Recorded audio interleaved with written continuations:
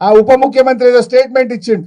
ఈ రాష్ట్ర Congress party incharge Meenakshi గారు ఆదేశించిందట, ఉప ముఖ్యమంత్రి హెచ్సియు విద్యార్థుల మీద కేసులు ఎత్తేస్తున్నాము అని చెప్పిండు.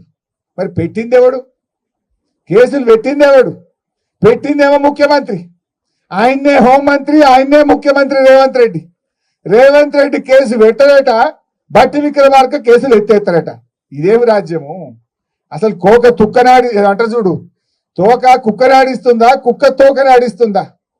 ఇలా హోంమంత్రి ముఖ్యమంత్రి రేవంత్ రెడ్డి, ఆయన్నేమో పిల్లల మీద కేసులు పెట్టిండు. ఇలా పిల్లల్ని తెచ్చి సంగారెడ్డి జైలు వేసింది రేవంత్ రెడ్డి. ఉప ముఖ్యమంత్రి అంటాడు లేలే కేసులు ఎత్తేస్తున్నాం, పిల్లల్ని విడుదల చేస్తున్నాం అంటాడు. ఇలా ఎవరిది నడుస్తుంది? అసలు గవర్నమెంట్ ఇట్లుంటుందా?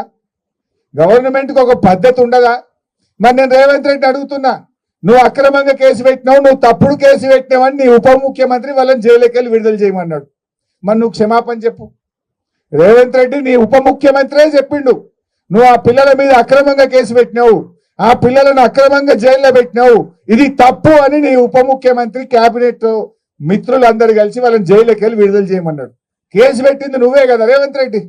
మరి నువ్వు రేవంత్ రెడ్డి నేను డిమాండ్ చేస్తున్నా, నువ్వు అక్రమ కేసు పెట్టినందుకు రాష్ట్ర హోంమంత్రిగా, రాష్ట్ర ముఖ్యమంత్రిగా హెచ్సియు పిల్లలకు బేషరతుగా క్షమాపణ చెప్పాలని చెప్పి నేను ఈరోజు రేవంత్ రెడ్డి డిమాండ్ చేస్తా ఉన్నా.